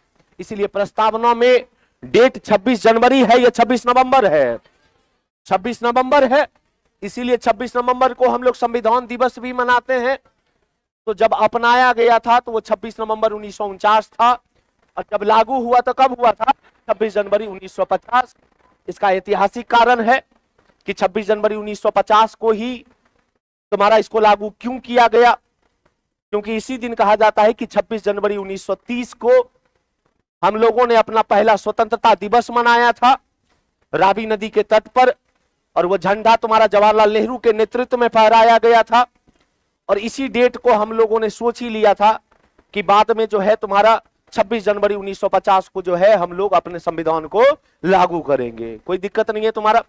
अब आगे देखिए, भारत के साथ साथ किस देश की लोकतांत्रिक प्रणाली की तुलना की गई है? देखिए, सिर्फ नेपाली कहना एक गलत है, लेकिन पहले लिखिए ऐसा क्यों कहा गया, हम समझाते हैं।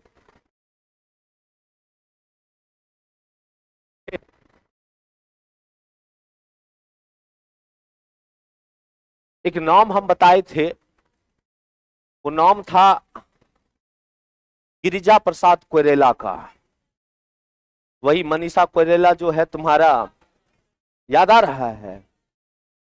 तो गिरिजा प्रसाद कोइरेला जब अंतरिम सरकार के प्रधानमंत्री बने थे वो, तो उन्होंने कहा कि हम लोकतांत्रिक रूप से नेपाल को चलाना चाहते हैं, और जो लोकतांत्रिक रूप से नेपाल चलेगा वो भारत के तरह चलेगा, भारत के लोकतांत्रिक तरीके से जैसे भारत चलता है। हम लोग चाहते हैं कि नेपाल का लोकतांत्रिक तरीका भी, नेपाल का लोकतंत्र प्रणाली भी उसी प्रकार का होना चाहिए।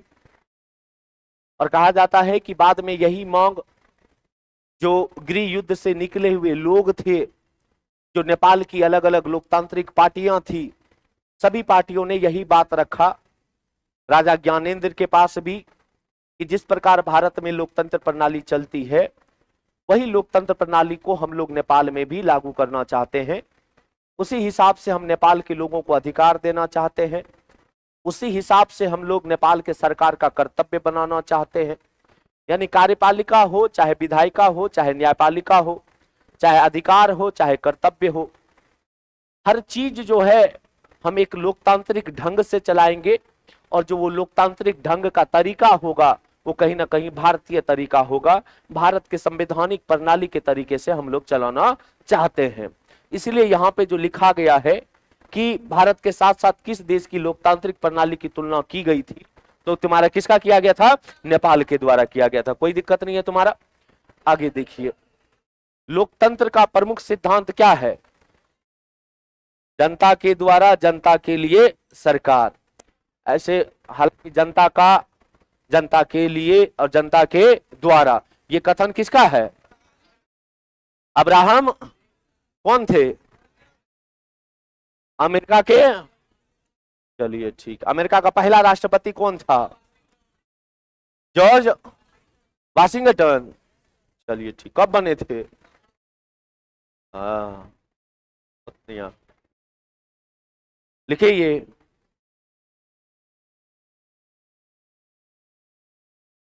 पढ़े, बड़ा लंबा चौड़ा है, एक पैराग्राफ ही है। समाज में विद्वान अनेक सामाजिक विषमता, जिसे हम विविधताओं के रूप में भी देख सकते हैं, आपसी साझेदारी या समझदारी, विश्वास को बढ़ाने में कौन मदद करता है? लोकतंत्र मदद करता है। अब देखिए, क्वेश्चन बड़ा थियोरेटिकल है। भारत इसका सबसे बेहतरीन उदाहरण हो सकता है। भारत को देखिएगा तो भारत विविधता वाला देश है, डाइवर्सिटी वाला कंट्री है। कश्मीर से लेकर के कन्याकुमारी तक और गुजरात से लेकर के अरुणाचल प्रदेश तक, यानी उत्तर से दक्षिण और पूरब से पश्चिम कर दीजिए या पश्चिम से पूरब कर दीजिए, आपको भारत की संस्कृति हर एक जगह अलग अलग देखने को मिलेगी। यही कारण था कि जवाहरलाल नेहरू ने एक स्टेटमेंट दिए कि विविधता में यदि एकता का कहीं बात आएगा तो वो भारत का सबसे बेहतरीन उदाहरण होगा। भाषा अलग है, धर्म अलग है, संस्कृति अलग है, समाज अलग है, रहन सहन अलग है, जीवन शैली पूरा का पूरा अलग है यदि उत्तर से दक्षिण का हम कंपेयर करेंगे। लेकिन तब भी यदि इस एक लोकतंत्र को एक कच्चे धागे से कोई बांध के रखा है और इस धागे को टूटने नहीं दिया जा रहा है, तो इस विविधता में एकता का बात है, और यही एकता जो है इस धागे को अभी तक बांध करके रखा और टूटा नहीं है।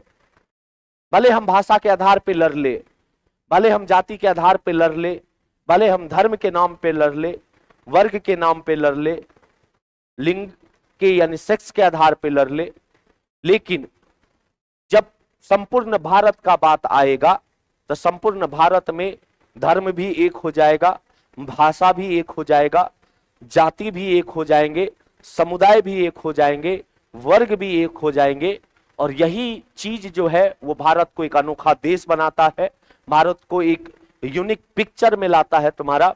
और इसका सबसे बेहतरीन एग्जाम्पल भारत से कोई और देश नहीं हो सकता। अब यदि बिहार का बात करते हैं तो बिहार में भाई साहब उत्तर बिहार से लेकर के दक्षिण बिहार तक देखिए तो आपको जो है वो विभिन्न प्रकार के भाषा देखने को मिल जाएगा। हर एक 5 किलोमीटर 10 किलोमीटर में बिहार में भाषा चेंज हो जा रहा है। तो भारत में भले भाषा के आधार पर लड़ाई हो जाए, भोजपुरी क्षेत्र के लोग भले बोलेंगे कि हमको 8वीं अनुसूची में क्यों नहीं दिया गया, लेकिन जब भारत और पाकिस्तान का युद्ध का बात आएगा तो जितना उत्तर बिहार का लोग एक रोमांच रहेगा मारने के लिए, उतना तुम्हारा दक्षिण बिहार का भी लोग रहेगा। जितना उत्तर भारत का रहेगा उतना दक्षिण भारत का भी रहेगा, जितना पूरब का रहेगा उतना पश्चिम का रहेगा। आपको क्रिकेट पसंद नहीं है और राष्ट्र प्रेम जो है, एक जो शब्द सुनते हैं नेशनलिज्म, नेशन से नेशनलिज्म बना है, राष्ट्र से राष्ट्र प्रेम बना है, राष्ट्रवाद बना है।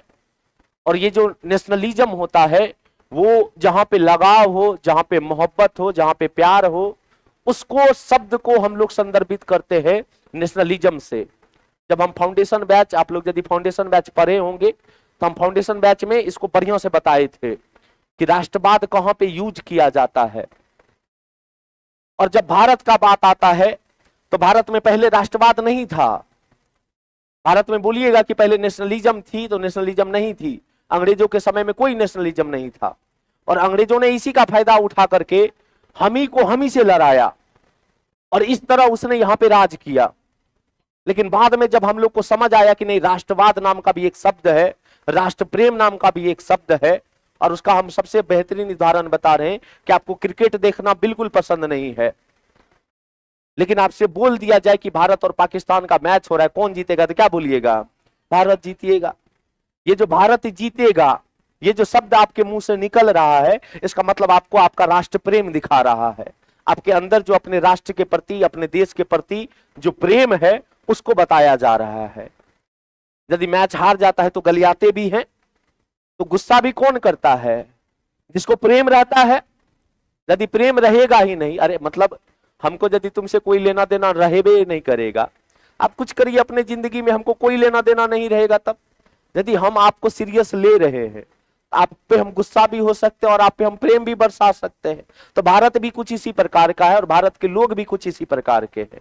समझ आ रहा है? और इस चीज को जो बढ़िया से दूर करेगा, ये जो सामाजिक विषमता को हटा रहा है, ये जो न्याय में विषमता है उसको हटा रहा है, एक संवैधानिक रूप से हटाया जा रहा है। और उसका एक सबसे बड़ा जो है वो देश कैसा होना चाहिए? लोकतंत्र होना चाहिए। कैसा होना चाहिए? लोकतंत्र होना चाहिए। आगे देखिए, लोकतंत्र को कई प्रक्रियाओं से गुजरना पड़ता है, अतएव इसकी गति निश्चित तौर पे क्या होना चाहिए? धीमी होनी चाहिए।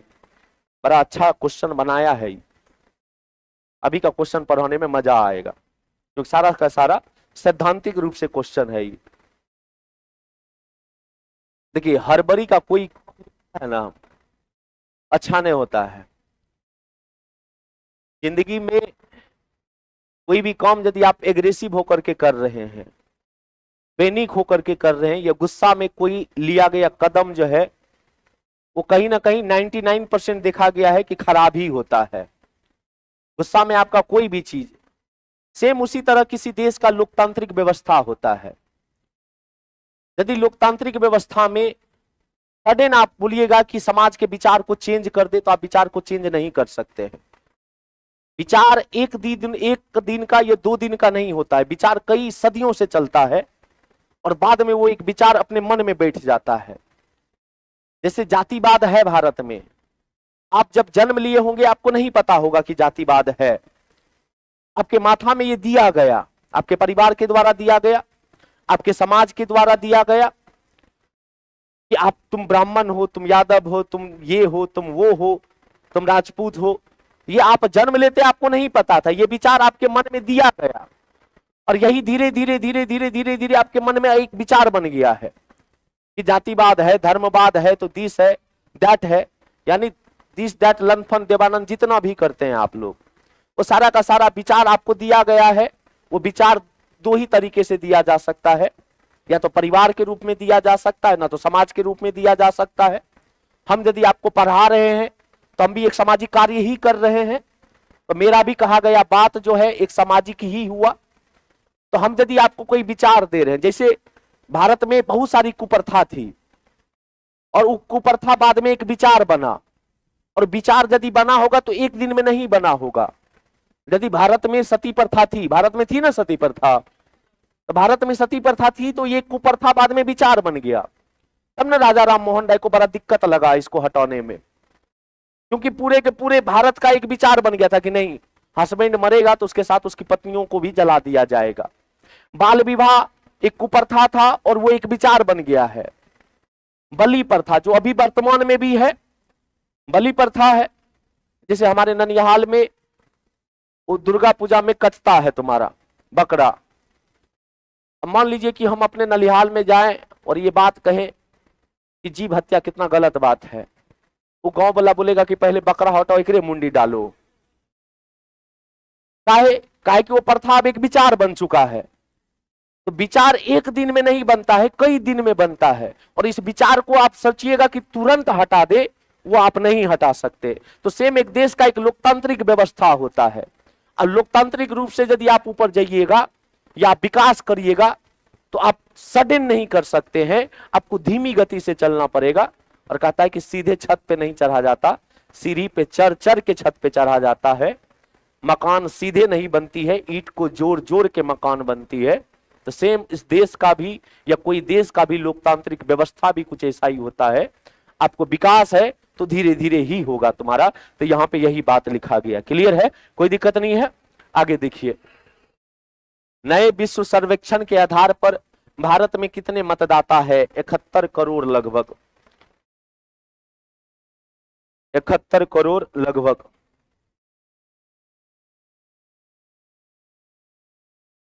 लिखें,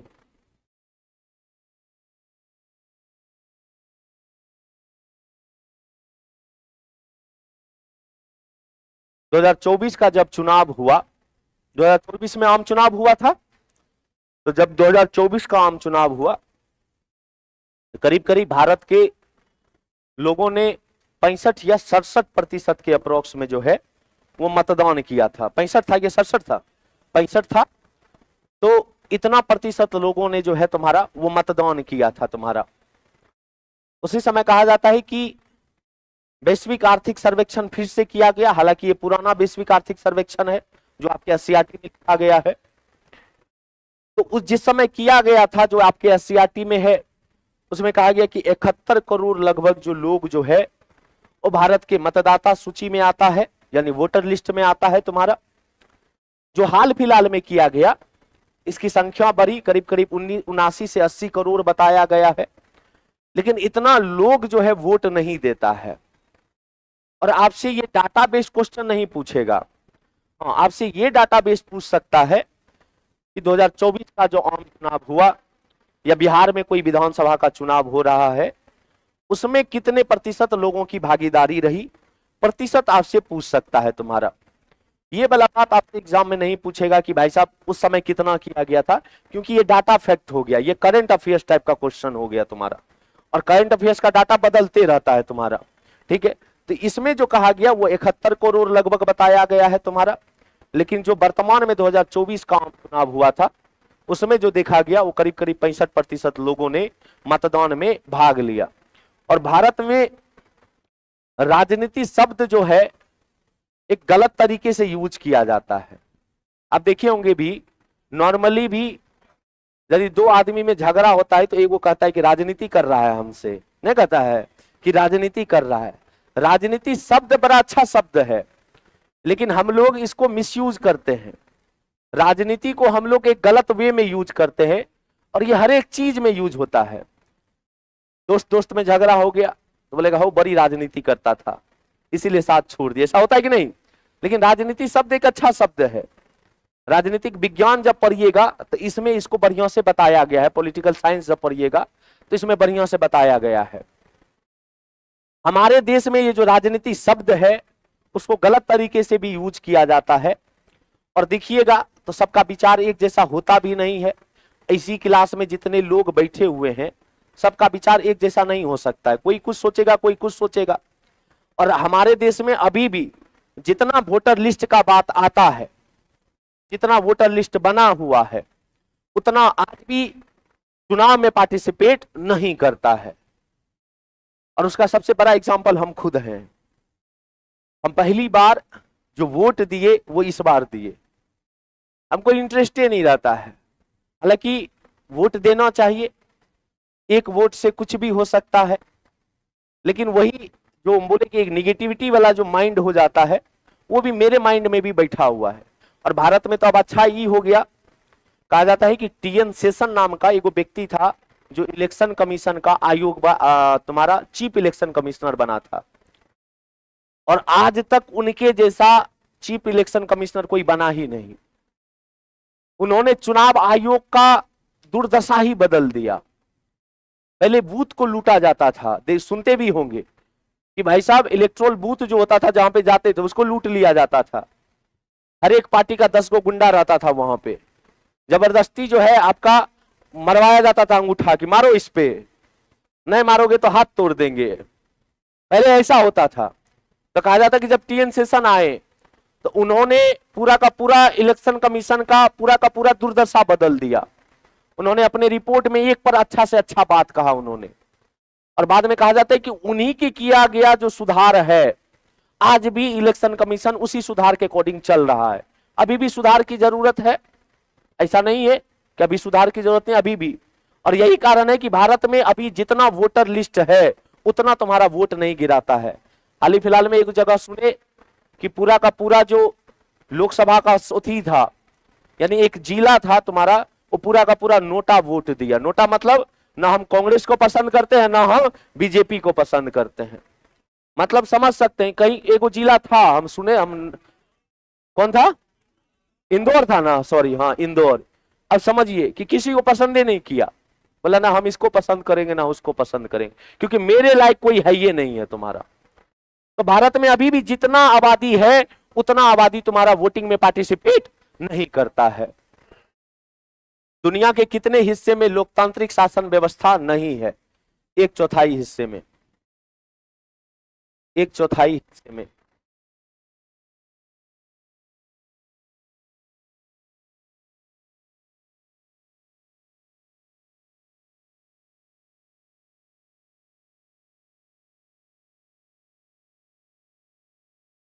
लिखे, एक दो देश नहीं, आपको कई सारे ऐसे देश मिल जाएंगे जहां पे लोकतांत्रिक व्यवस्था नहीं है, लोकतंत्र के हिसाब से वो व्यवस्था नहीं चलती। एशिया में ही बहुत सारा देश मिल जाएगा, चीन को ले लो, नॉर्थ कोरिया को ले लो, इस सब देश को आप कहिएगा कि लोकतांत्रिक व्यवस्था से चले हो ही नहीं सकता। लेकिन हालांकि एक दो चीज तानाशाह में भी आपको अच्छा देखने को मिलेगा, और इस बार हमको अच्छा उदाहरण नॉर्थ कोरिया का देखने को मिला। हुआ क्या, नॉर्थ कोरिया में बाढ़ आया, और जब नॉर्थ कोरिया में बाढ़ आया तो बाढ़ से कई आदमी मर गए तुम्हारा कहा जाता है। उसमें 30-31 गो ऑफिसर को लगाया गया था उस बाढ़ को रोकने के लिए। लेकिन जब जानमाल का हानि हुआ, तुम्हारा जानमाल का हानि हुआ, तो जो नॉर्थ कोरिया का बेंगवा है, बेंगवा बोले तो किम जोंग, उसने उस सारे ऑफिसर को बुलाया, बोला इधर आओ। बोला कि क्यों बाढ़ आया? बोला ये बड़ा खतरनाक क्वेश्चन आप पूछ रहे हैं, पानी को कौन रोक सकता है? पानी रुका है कभी? बोला कि रुका नहीं रुका, तुमने रोका काहे नहीं? तानाशाह है। बोला हमसे गलती हो गया। बोला कि बहुत सारे आदमी मरे भी, क्यों मरे? बोला बाढ़ की वजह से मर गए। बोला कि तुम लोग काम अच्छा से नहीं किया, और काम बढ़िया से नहीं किया इसीलिए बाढ़ आया, और बाढ़ के आने के वजह से उतने आदमियों की मृत्यु हुई। बोला जाता है कि वहीं पे तुरंत, वो कहता ना फैसला ऑन द स्पॉट, वो फैसला ऑन द स्पॉट हुआ, और बोला कि सारे के सारे को पकड़ो और सारे को मृत्यु दंड की सजा दो।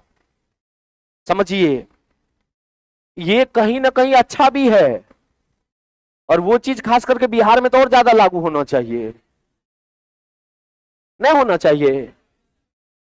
पुल गिर जा रहा है, एक समय में तो बिहार में साला प्रत्येक 10 दिन में देखते थे पुल गिर जा रहा है, आज यहां का गिरा, आज वहां का गिरा, और किम जोंग को मात्र 5 दिन के लिए बिहार ला दे, और उस पुल बनाने में जितना इंजीनियर शामिल हो, जितना ठेकेदार शामिल हो, सबको किम जोंग के सामने खड़ा कर दिया जाए। पुल काहे ले गिरा? अब भाई साहब काहे गिरा, गोली मार दो इसको।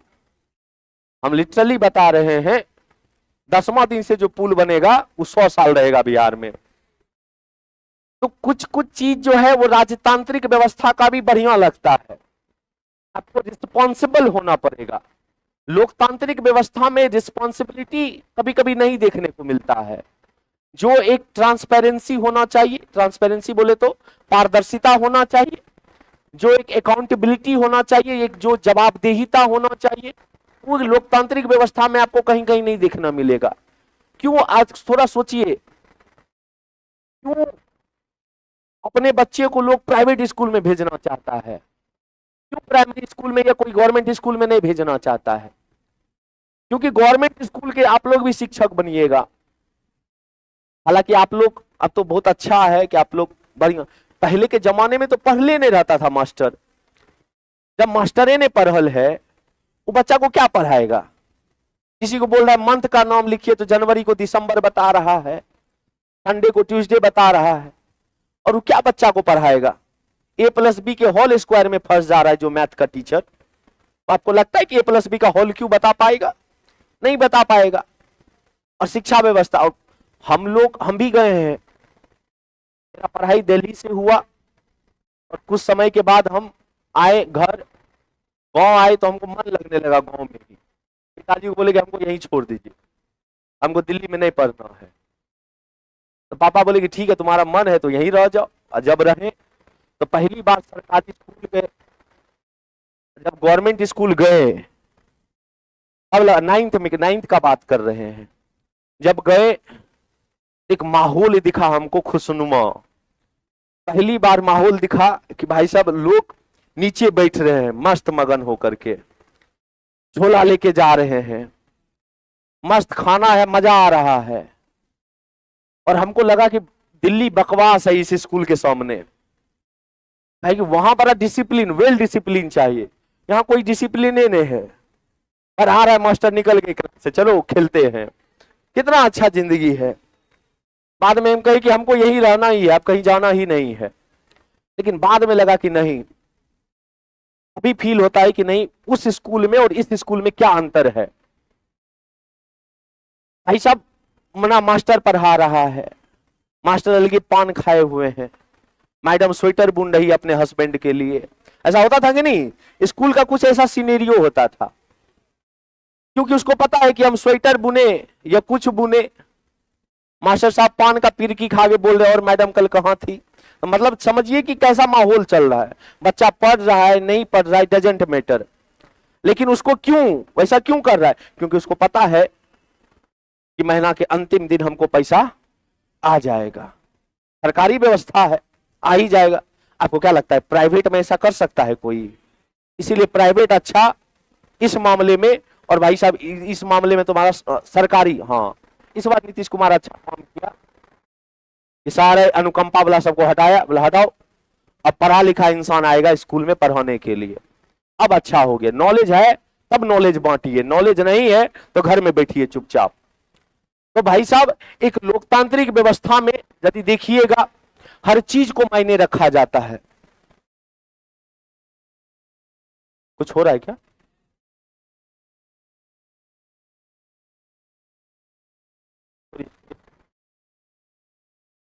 हो गया, हो गया, यहां तक कोई दिक्कत है? उत्तरी आयरलैंड में हिंसक संघर्षों का जन्म किसने दिया था? याद आ रहा है? बताए थे, कैथोलिक और प्रोटेस्टेंट।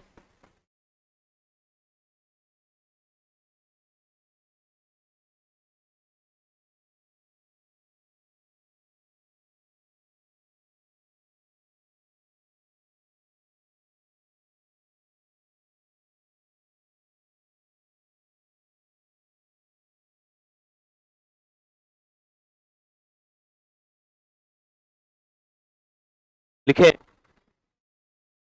ये तो हम समझा ही दिए थे। अलेक्जेंडर हैमिल्टन ने विधायिका में क्या ऊर्जा हो, देखिए अलेक्जेंडर हैमिल्टन अमेरिका का रहने वाला था। ये कहां के रहने वाले थे? अमेरिका के। और अमेरिकी स्वतंत्रता संग्राम में कहा जाता है कि इनका बहुत ही योगदान था अलेक्जेंडर हैमिल्टन का।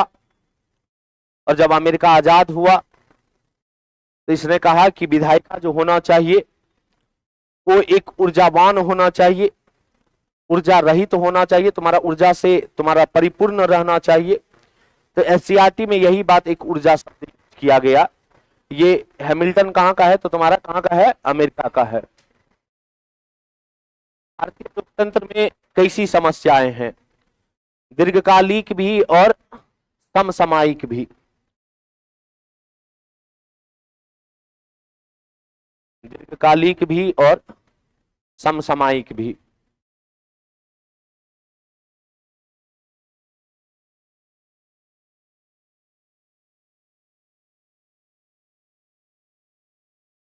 लिखें।